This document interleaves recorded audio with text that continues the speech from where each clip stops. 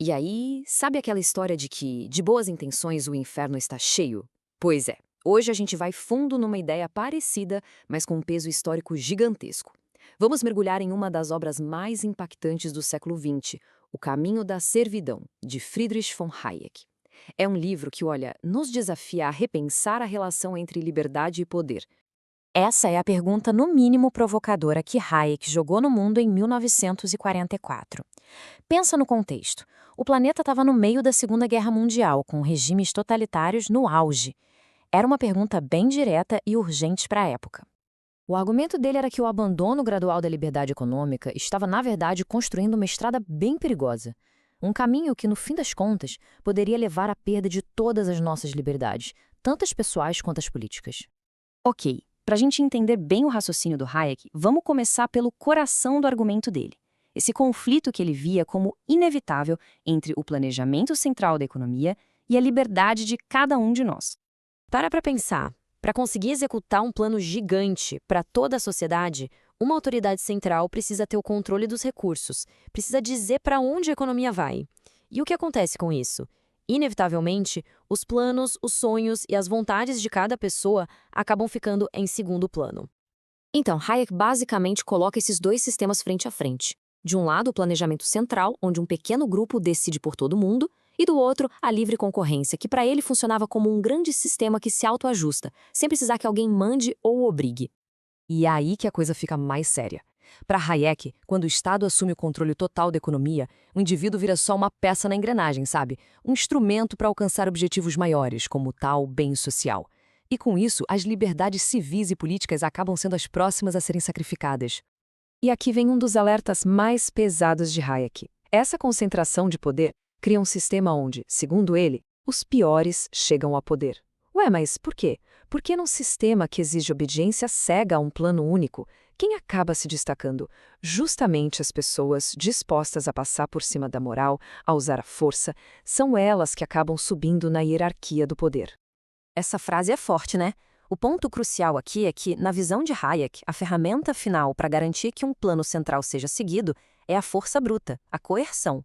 É o que se torna necessário para fazer todo mundo marchar na mesma direção. Tá, então se o planejamento centralizado é o tal caminho da servidão, qual seria a alternativa? Porque o Hayek não ficou só na crítica, não. Ele também propôs uma outra maneira de pensar a organização da sociedade. Esse conceito de ordem espontânea é a chave de tudo. Pensa, por exemplo, na língua que a gente fala. Ninguém sentou e planejou o português, certo? Ele simplesmente evoluiu da interação de milhões de pessoas ao longo do tempo. Hayek via a sociedade de um jeito parecido. A ordem, a inovação, a eficiência, tudo isso surgiria de forma natural se as pessoas tivessem liberdade para correr atrás dos seus próprios objetivos. E aqui tem um ponto que muita gente confunde. Hayek não era contra a existência de um governo. Longe disso. O que ele defendia era um governo com funções muito claras e específicas, justamente para garantir que a liberdade pudesse florescer. E aqui que a gente vê que o pensamento dele é bem mais complexo. Ele não era contra o governo, mas sim a favor de um governo que atue como um árbitro, criando e garantindo as regras do jogo. Isso inclui desde uma rede de segurança social básica até regular a poluição para proteger o meio ambiente, ou seja, são ações que ajudam a concorrência a funcionar melhor e não que tentam substituí-la. Com essa frase, ele deixou bem claro, uma sociedade livre, para funcionar de verdade, precisa de um Estado atuante, que garanta as regras do jogo e que forneça certos serviços que o mercado sozinho não daria conta. Beleza, mas por que um livro escrito lá em 1944 continua sendo tão discutido hoje em dia? Vamos dar uma olhada no porquê dele ser tão relevante ainda. Desde que foi lançado em plena Segunda Guerra, passando pela Guerra Fria e chegando até a nossa era digital, as perguntas que o Hayek levantou continuam super atuais, sabe? Elas seguem gerando debates acalorados e não é difícil ver essa tensão entre segurança coletiva e liberdade individual por aí. A gente vê isso nas discussões sobre privacidade na internet, sobre o uso de câmeras de vigilância e até mesmo nas respostas dos governos a crises globais, como pandemias. No fundo, a obra dele é um grande lembrete para a gente sempre parar e pensar nas consequências de longo prazo das decisões políticas, mesmo daquelas que parecem ter as melhores intenções do mundo.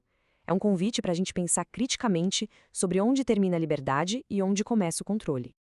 E no fim das contas, a grande provocação que Hayek nos deixa é essa pergunta que, convenhamos, não tem resposta fácil.